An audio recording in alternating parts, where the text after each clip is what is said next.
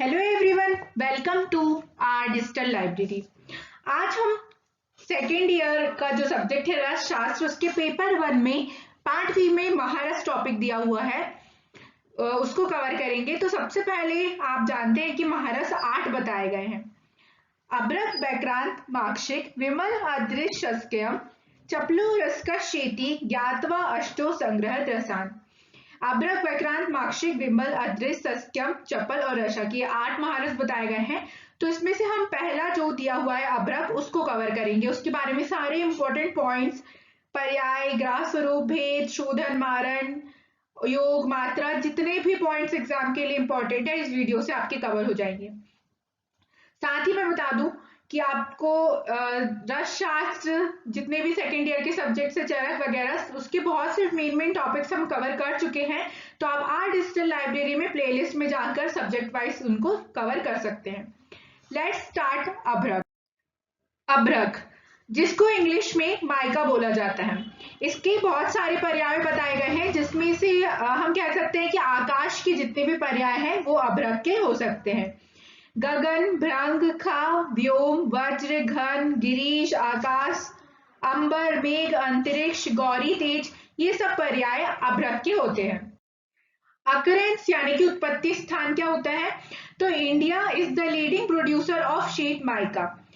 India में बहुत ज्यादा क्वांटिटी में माइका या फिर अभ्रक होता है, और ब्राजील और मैंगस्टार में भी ये होता है। इंडिया में इसका चीफ सुर नेल्लोर यानी आंध्र प्रदेश, बिहार, राजस्थान और कर्नाटक बताया गया है। गिरिडीह की कोडमा खान अभ्रक के लिए प्रसिद्ध है। अपीयरेंस यानी ग्राह स्वरूप की बात की जाए तो स्निग्धम पृथुदलम वर्ण संयुक्तम भारतो अधिकम सुख निर्मोच्य पत्रम चा तत्भ्रम तद अभ्रम सस्त मीरित, मतलब चिकना, मोटे दल वाला, उत्तम वर्ण से युक्त, भार युक्त, आसानी से जिसका पत्र अलग किया जा सके, नीलांजन, चमकीला, वजनदार, कोमल अभ्रक श्रेष्ठ होता है। तो हमारी स्लाइड इंग्लिश में है। यदि आपको कोई पॉइंट समझ में ना आए हिंदी में तो आप उसको इंग्लिश में देख सकते हैं, और हिंदी में मैं जो बोल रही हूँ आप उसको नोट कर सकते हैं। नेक्स्ट इसकी फिजिकल प्रॉपर्टी, जैसे कि मैं बताई, माइका सॉफ्ट यानी मृदु होता है, फ्रेजाइल होता है, बट फ्यू वेराइटीज की फ्लेक्सिबल होती है, insoluble in water and bad conductor of heat and electricity. Variety यानी अभ्रक के भेद। अब बहुत इंपॉर्टेंट पॉइंट आता है अभ्रक के भेद। तो पिनाकम नाक मंडूकम वज्र मित्य अभ्रकम मतम श्वेतादि वर्ण भेदेन प्रत्येकम तच्च चतुर्विधम, यानी according to response of heating इसके 4 भेद बताए गए हैं, पिनाक, नाक, मंडूक और वज्र। कलर के अनुसार भी इसके 4 भेद बताए गए हैं, पीत, श्वेत, रक्त और कृष्ण, यानी कि जो पिनाक, नाग, मंडूक और वज्र है, प्रत्येक के कलर के हिसाब से 4 भेद होते हैं, यानी 4 चौक 16, टोटल 16 भेद हुए। अब हम एक एक करके समझते हैं। पिनाक अभ्रक, इसे अग्नि पर तपाने से इसके सूक्ष्म दल यानी पत्र आसानी से अलग हो जाते हैं। इसके सेवन से मलबद्धता यानी मल अवरोध उत्पन्न होती है और मनुष्य को मार डालती है। सेकेंड है नाग अभ्रक, अग्नि पे तपाने पर सर्प की भांति फुटकार शब्द उत्पन्न होता है। इसके सेवन से मंडल आदि कुष्ठ उत्पन्न होते हैं। नाग मंडल यानी कुंडली बना के बैठता है, तो हम याद रख सकते हैं इसके सेवन से मंडल कुष्ठ उत्पन्न होता है। देन आता है मंडूक अभ्रक, यानी मंडूक यानी होता है मेंढक। इसको अग्नि के तपाने पर यह चटकता है तथा इसका दल उखड़कर अग्नि से बाहर चला जाता है। सेवन से यह अश्मरी रोग उत्पन्न करता है, जो मात्र शस्त्र साध्य होता है। अश्मरी यानी स्टोन, और मेंढक भी एक तरीके से स्टोन की तरह दिखता है, तो हम मेंढक मंडूक से अश्मरी याद रख सकते हैं। नेक्स्ट आता है वज्र अभ्रक। इस अभ्रक को अग्नि पर तपाने पर यह सब विकृतियों से मुक्त निश्चल रहता है। इसके सेवन से यह देह और लोह दोनों प्रकार की सिद्धि को देने वाला होता है, समस्त व्याधियों को नष्ट करने वाला तथा सब में यही श्रेष्ठ होता है, यानी कि वज्र अभ्रक सबसे श्रेष्ठ होता है। हमें ये याद रखना है कि कृष्ण वज्र अभ्रक श्रेष्ठ होता है।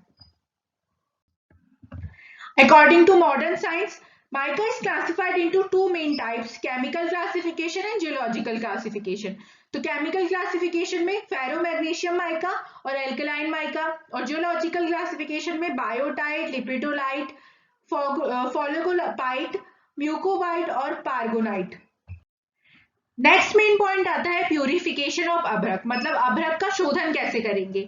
शोधन मतलब होता है कि किसी भी चीज द्रव्य में यदि कोई इम्प्योरिटी प्रेजेंट है तो उसको शुद्ध करने की प्रक्रिया शोधन कहलाती है। इसको बहुत अच्छे से मैंने एक वीडियो में एक्सप्लेन किया है, आप आर डिजिटल लाइब्रेरी में रस शास्त्र की प्लेलिस्ट में जाकर देख सकते हैं। तो अभ्रक का शोधन प्रतप्तम सप्तवाराणि निक्षिप्तम कांजी के अभ्रकम निर्दोषम जायते नूनम प्रक्षिप्तम वा अपि गोजले त्रिफला कथ्यति च अपि गवाम दुग्धे विशेषता।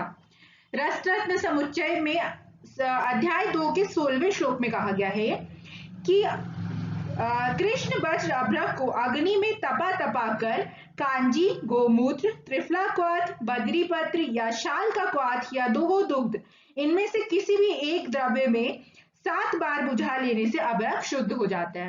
तो ये इसकी शोधन की प्रक्रिया थी। नेक्स्ट पॉइंट आता है धान्य अभ्रक। तो ये मारण में ये पॉइंट बताया गया है, तो हमको सबसे पहले सीखना होगा कि अभ्रक और धान्य यानी धान्य अभ्रक का फॉर्मेशन कैसे करते हैं। तो ये इंग्लिश में इसकी मेथड लिखी हुई है, मैं आपको हिंदी में इसको एक्सप्लेन कर देती हूँ। शुद्ध अभ्रक चूर्ण हमको 1 भाग लेना है, उस पर धान यानी जो शाली चावल होता है उसका 1/4 पार्ट लेना है, दोनों को पोटली में बंद करना है और जल या कांजी में 3 रात्रि पर्यंत तक उसको डुबोकर रखना है। फिर वस्त्र को जब 3 रात्रि कंप्लीट हो जाए तो वस्त्र को रगड़ते हैं। रगड़ने से जो अभ्रक के पार्ट होते हैं वो छिद्रों से बाहर आ जाते हैं, जो अभ्रक के कण होते हैं वो छिद्रों से बाहर आ जाते हैं। उसको हमको फिल्टर करना है और धूप में उसको सुखाना है। तो जो सूख कर वो हमको जो पार्ट प्राप्त होगा वो धान्य अभ्रक कहलाता है। अब इसका उपयोग कहाँ होता है हम देखते हैं। तो इसका उपयोग होता है इंसिनरेशन ऑफ माइका यानी कि मारण में। माइका का यानी अभ्रक का भस्म बनाने पर धान्य अभ्रक का यूज होता है। तो इसका प्रोसीजर ये है कि धान्य अभ्रक को कास्मर्द स्वरस से मर्दन कर चक्रिका बनाकर शराब संपुट में बंद कर गजपुट की अग्नि में फूंक दें। इस प्रकार 10 फुट की अग्नि देने से अभ्रक का भस्म बन जाता है। तो भस्म बनाना यानी कि उसको चूर्ण के फॉर्म में कन्वर्ट करना। तो हमें इसमें याद रखना है कि धान्य अभ्रक को कास्मर्द स्वरस के साथ मर्दित करना है। ये जो भी डेफिनेशन में बोल रही हूँ, मारण, मर्दन, ये सब मैं कवर कर चुकी हूँ। तो आप वहां से जब उसको देखेंगे तो आपको ये पॉइंट्स अपने आप टर्मिनोलॉजी समझ में आ जाएंगी। तो हमने मारण में क्या किया, धान्य अभ्रक में कास्मर्द स्वरस से मर्दन करके चक्रिका बना ली और उसको गजपुट की अग्नि दे दी 10। तो उसके बाद इसकी भस्म बन जाती है जो कि इष्टिका वर्ण की यानी रक्त वर्ण की होती है। नेक्स्ट हम देखते हैं अमृतीकरण और भस्म, यानी कि यदि मारण के बाद भस्म में कोई इम्प्योरिटी रह जाती है तो उसको अमृतीकरण करते हैं। इससे गुण की वृद्धि होती है लेकिन जो वर्ण होता है उसकी हानि होती है। इसके बारे में भी हम पहले वीडियो में कवर कर चुके हैं, तो आप उसको देख सकते हैं जाकर। तो अमृतीकरण में होता ये है कि 10 भाग अभ्रक भस्म, 16 भाग त्रिफला क्वाथ और 8 भाग गोघृत को एक लोहे की कढ़ाई में लेकर मंद अग्नि पर पका लेने से अभ्रक भस्म का अमृतीकरण हो जाता है। यूसेस, अब हम देखते हैं कि अभ्रक भस्म कहाँ कहाँ यूज की जाती है। तो diabetes, tuberculosis, asthma, anaemia, hysteria जैसी बीमारियों में हम अभ्रक भस्म का यूज करते हैं। इसका डोज 1 से 2 रत्ती आप मेनली याद रख सकते हैं। फॉर्मुलेशन यानी योग आरोग्यवर्धिनी बटी, चंद्रप्रभा बटी, पंचामृत परपटी, गगन परपटी और लक्ष्मी विलास रस होता है। अब हम नेक्स्ट देखते हैं कि एक इंपॉर्टेंट पॉइंट और आता है कि चंद्रिका युक्त भस्म यदि हम खा लेते हैं, अपक्व या चंद्रिका युक्त अभ्रक भस्म खाने से छिद्रोदर रोग की उत्पत्ति होती है। पीजी के लिए बहुत इंपॉर्टेंट क्वेश्चन है।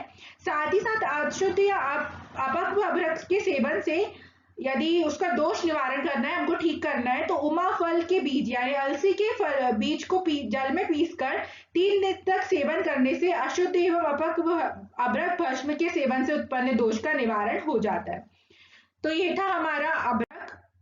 Thank you so much. Next videos में हम आगे की महारसों को कवर करेंगे।